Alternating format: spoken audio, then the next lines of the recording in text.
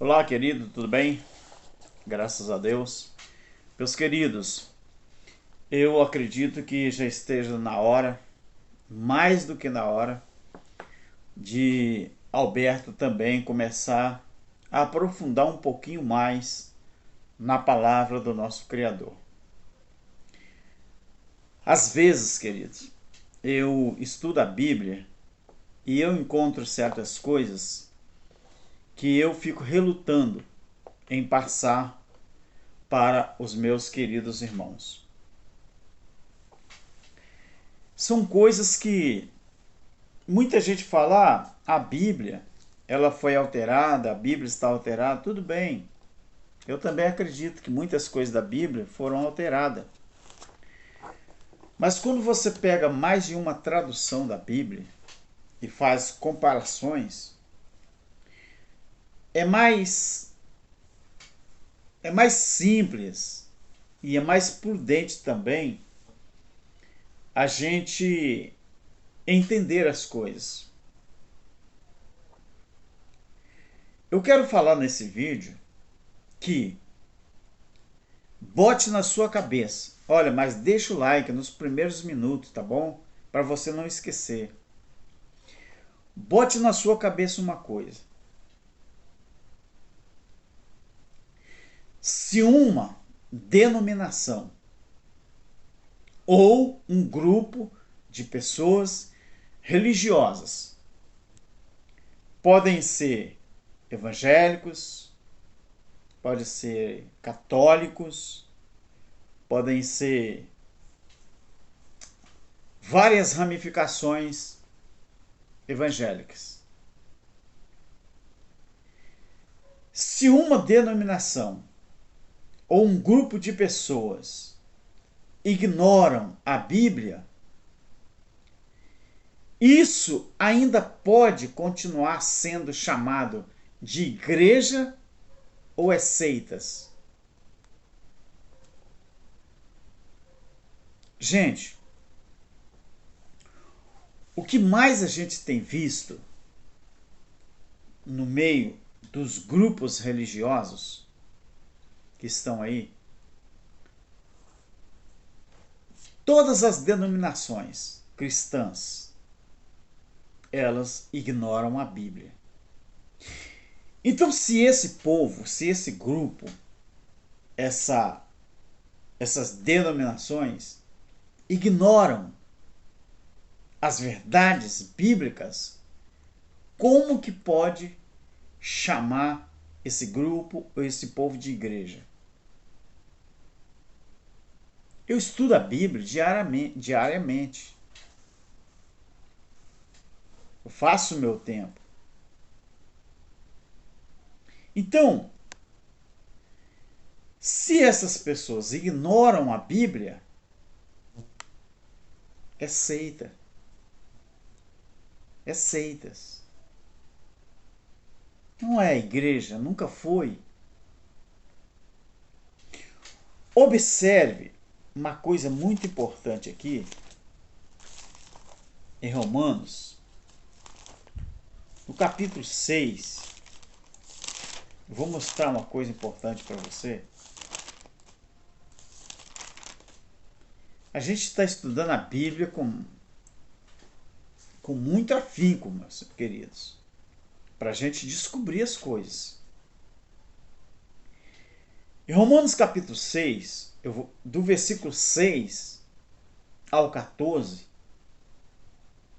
você vai aprender qual era a ressurreição que Paulo falava no momento em que ele falava de ressurreição, de arrebatamento. Romanos capítulo 6. A partir do versículo 6, ele diz assim, olha: porque sabemos isto, que o nosso velho homem, ele foi com ele crucificado. Ele é um pronome elevado que se refere ao Cristo. foi com ele crucificado. Qual? O nosso velho homem. Foi com ele crucificado. Então aqui você já vai ver que a ressurreição que Paulo disse não era a ressurreição de um corpo físico. Era uma metanoia, transformação de raciocínio, de pensamento, mudança de vida. Na linguagem dos judeus, essa ressurreição era uma coisa possível acontecer. Paulo disse assim: para que o corpo do pecado fosse desfeito, a fim de não servirmos mais ao pecado. Qual era o corpo que praticava a transgressão à lei de Moisés? Era o corpo novo homem ou era o corpo velho homem? Paulo diz que era o velho homem. Aí Paulo diz assim, por quê? Versículo 7. Aquele que está morto está justificado do pecado. Morto de quê? Fisicamente ou aquele velho homem? Aquele velho homem. Ele vai dizer assim, porque aquele que está morto está justificado do pecado, morto para as transgressões da lei, morto para o pecado, que era a transgressão da lei. Aí Paulo diz, ora, se já morremos com Cristo, cremos que também com ele viveremos. Tá vendo? Se já morremos com Cristo, cremos que também com ele viveremos. Porque sabemos, você viu que ele usa sempre a primeira pessoa? Porque sabemos que, havendo Cristo ressuscitado ou ressurgido dentre os mortos, quem que ressurgiu? Jesus de Nazaré ou Cristo? Cristo. Porque sabemos que, havendo Cristo ressuscitado dentre os mortos, já não morre. A morte não tem mais domínio sobre ele. Qual era o judeu que estava morto para o pecado? O judeu que tinha transformado a sua mente pela renovação de quê? Da morte e ressurreição de Jesus Cristo. Se já morremos com Cristo, cremos que também com ele viveremos. Paulo está dizendo aqui que aquele que acreditou nos ensinos de Cristo estavam mortos para o pecado. Mas ainda tinha pessoas que estavam vivas para o pecado. Os vivos para o pecado eram aqueles que continuaram transgredindo a lei de Moisés, mesmo depois da morte de Jesus de Nazaré e da ressurreição de Cristo. Cristo não ressuscitou como Jesus de Nazaré. Ele ressuscitou como Cristo. A ressurreição que Paulo estava falando era uma metanoia. Versículo 9. Porque sabemos que, havendo Cristo ressurgido dentre os mortos, já não morre. A morte não tem mais domínio sobre ele. Versículo 10. Porque quanto a ter morrido, de uma vez morreu para o pecado. Morreu, querido, para o pecado. Morreu para a transgressão da lei. Não é morreu fisicamente. Paulo não disse isso. Paulo diz, porque quanto a ter morrido, de uma vez morreu para o pecado, mas quanto a viver, vive para Deus. Ou seja, o cara que está morto para o pecado, que estava morto para o pecado, já não vivia mais na influência da lei e nem transgredindo a lei.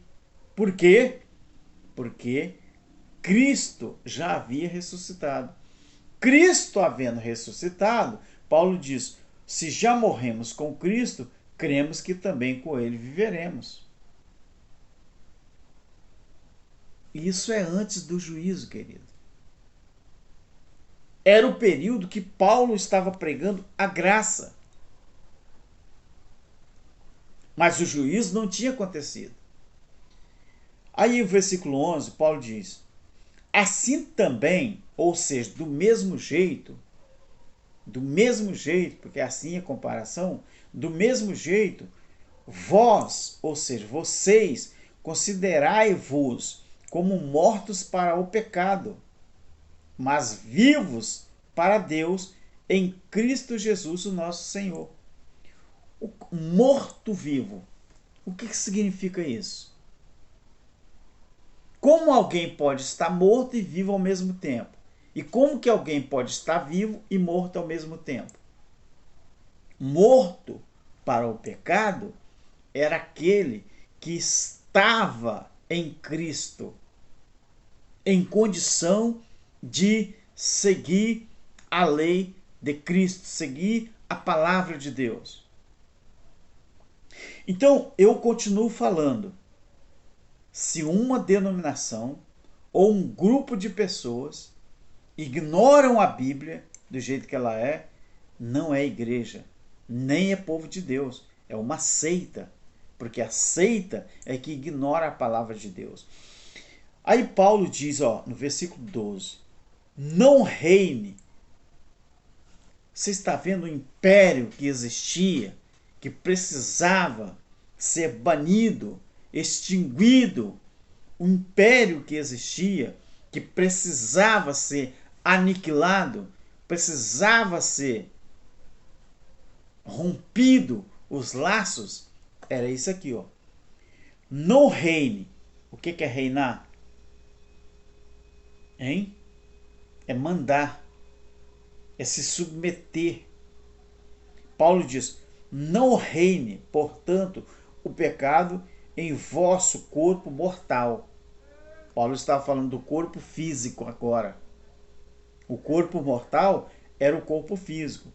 Para lhe obedecerdes em suas concupiscências.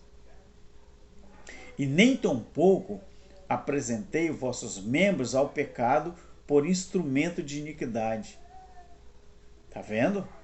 Mas apresentai-vos a Deus como vivos dentre os mortos. Você está vendo aqui, querido, que tinha duas classes de pessoas na época que Paulo começou a pregar o período da graça. Você está vendo que tem dois tipos de pessoas? Nem tampouco apresenteis os vossos corpos ao pecado por instrumento de iniquidade, mas apresentai-vos a Deus como vivos dentre os mortos.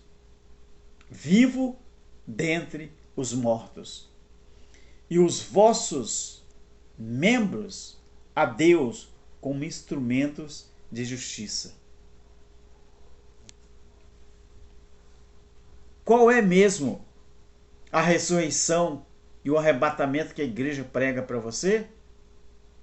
É a ressurreição física e o arrebatamento físico. Mas Paulo não estava dizendo isso.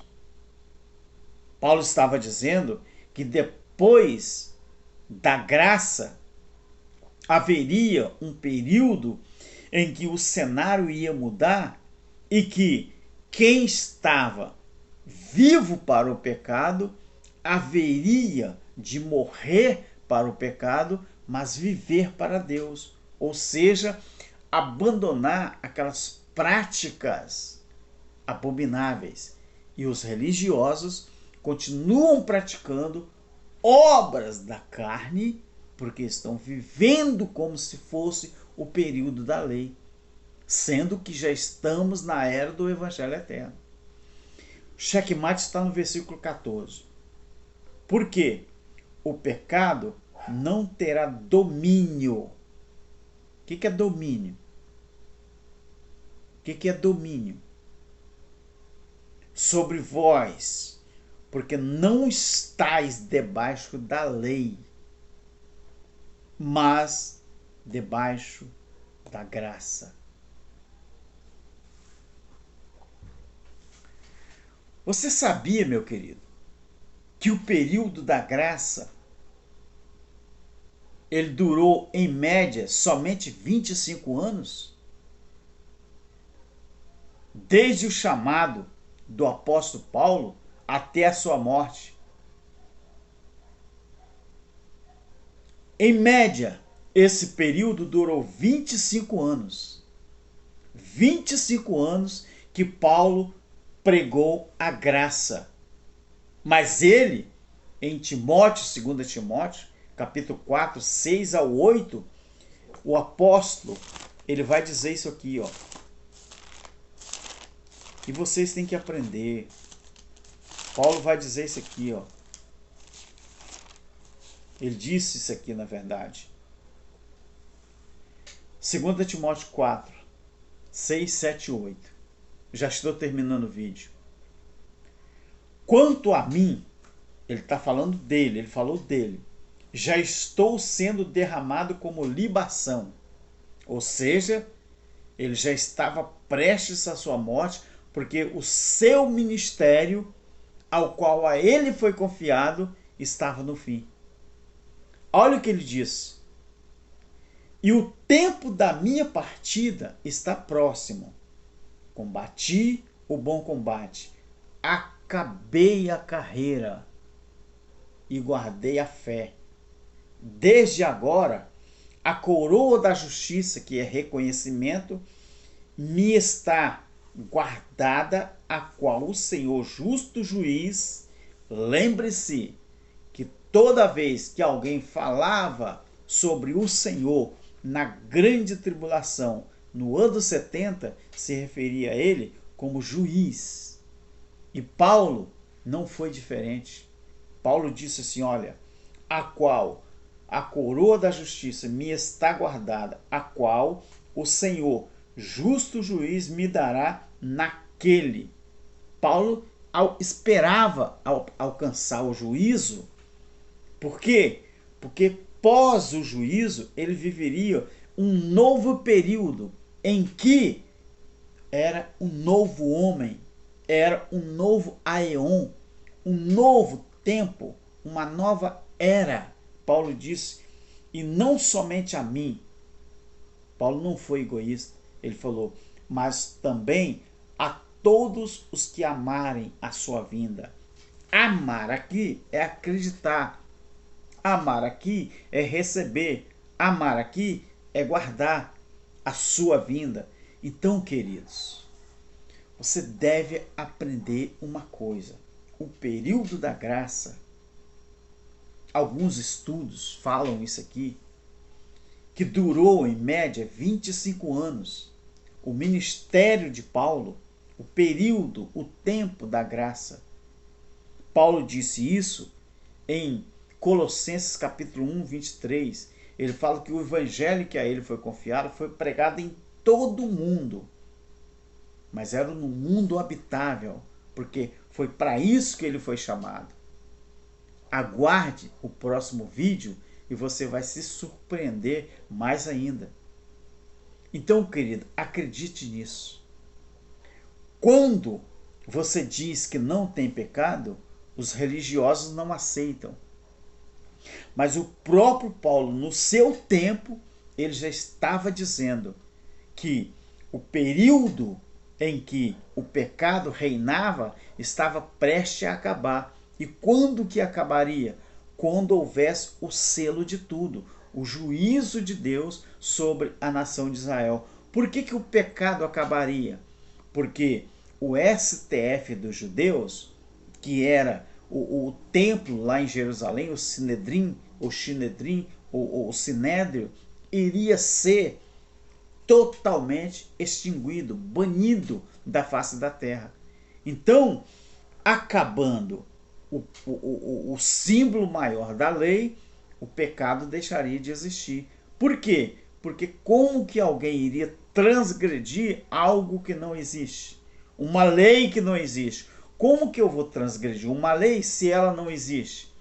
Eu só posso transgredir uma lei que existe. Romanos 10:4. O fim da lei foi Cristo. O corpo do pecado foi desfeito. Paulo diz. Mas os religiosos não aceitam, ignoram a Bíblia e você tem que taxá-los como seita e nunca taxá-los como igreja de Deus ou povo de Deus. Deus o abençoe continuamente. Se inscreve no canal, deixa o seu like, compartilhe nossos vídeos, deixa o seu comentário, ative o sininho de notificação e Deus o abençoará continuamente. Tchau, um abraço, irmão Cláudio Mendes, e a todos os nossos inscritos para a honra e glória. Não se esqueça, o meu projeto está aí, me ajude, tá bom? Se você tiver condições. E Deus abençoe. Amém.